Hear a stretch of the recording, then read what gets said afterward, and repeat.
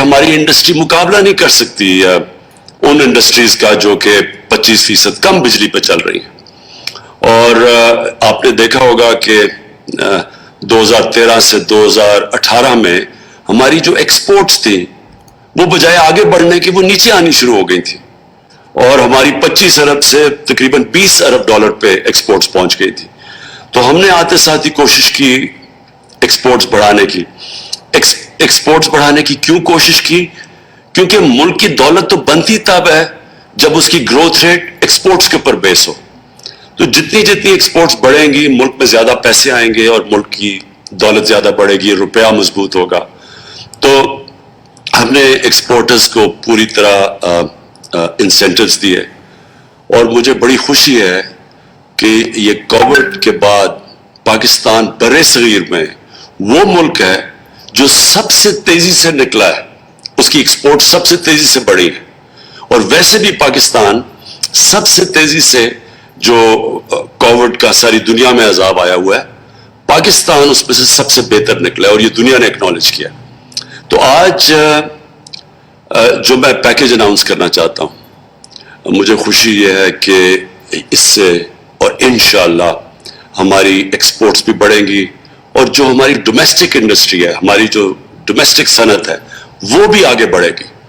میں اپنی ٹیمز کو سب کو یہاں بٹھایا ہوا ہے, یہ تھوڑے آپ اپنے ایریاز میں بات کریں گے, لیکن میں جو آپ کے سامنے پیکیج رکھنا چاہتا ہوں وہ یہ ہے کہ ہم نے فیصلہ کیا ہے کہ 1 نومبر سے سنڈے سے, پچھلے سنڈے سے جو چھوٹا صنعت ہے, جو چھوٹی صنعت ہے, جو اسمال اور میڈیم انڈسٹری ہے, اس کے لیے جو اضافی بجلی, یعنی وہ جو پچھلی نومبر کو جو ان کا بجلی کا بل آتا تھا, اس بل سے جو بھی اضافی بجلی وہ استعمال کریں گے اس کو ہم اگلی 30 جون تک 50% کم ریٹ پہ بجلی دیں گے. تو جو بھی اضافی بجلی وہ استعمال کریں گے, ان کے جو پرانے بل, جو نومبر کا بل ہے, اس سے جو زیادہ استعمال کریں گے 50% کم ریٹ پہ. مثلا اگر 16 روپے یونٹ پہ بجلی وہ خرید رہے تھے تو وہ 8 روپے پہ اب اضافی بجلی ان کو چارج کیا جائے گا. اور یہ پھر 30 جون تک یہ اسمال اور میڈیم انڈسٹری کیا, اور اس کے بعد پھر ہم ریویو کریں گے. لیکن ساری انڈسٹری اگلے 3 سال کے لیے 25% کم ریٹ پہ ہم ان کو اضافی بجلی دیں گے. یعنی جو وہ بجلی اب تک استعمال کرتے تھے, ساری انڈسٹری جس میں بڑی انڈسٹری بھی شامل ہے, ان ساروں کو اضافی بجلی 50% کم ریٹ پہ جائے گی. اور اب یہ جو آف پیک آور کے اوپر بجلی سستی دی جاتی تھی, اب سارا وقت کوئی آف پیک آور نہیں ہوگا, سارا وقت آپ یہ سمجھیں کہ سارا آف پیک ہوگا, یعنی سارا کو آف پیک آور سمجھا جائے گا. یہ ابھی آپ کو حماد اظہر پوری طرح ایکسپلین کریں گے. اور یہ بھی مجھے خوشی یہ ہے کہ ہمارا اس وقت کووڈ کے بعد پاکستان کی جو سیمنٹ کی سیلز ہیں وہ ریکارڈ ہوئی ہیں. وہ ابھی حماد آپ کو انڈسٹری کی جو پرفارمنس ہے وہ بتائیں گے. ہمارے موٹر سائیکلوں کی بڑی زبردست سیل ہوئی ہے, گاڑیوں کی سیل بڑھ گئی ہے, اور ہماری جو کنسٹرکشن انڈسٹری ہے وہ بڑی تیزی سے آگے بڑھ رہی ہے.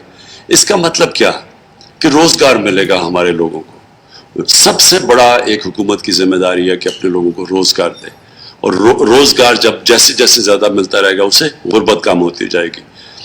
آپ کو سمجھنا چاہیے کہ کووڈ کا جو ساری دنیا میں کرونا کا جو نقصان ہوا, اس کا جو سب سے زیادہ نقصان تھا وہ سروس انڈسٹری کو ہوا.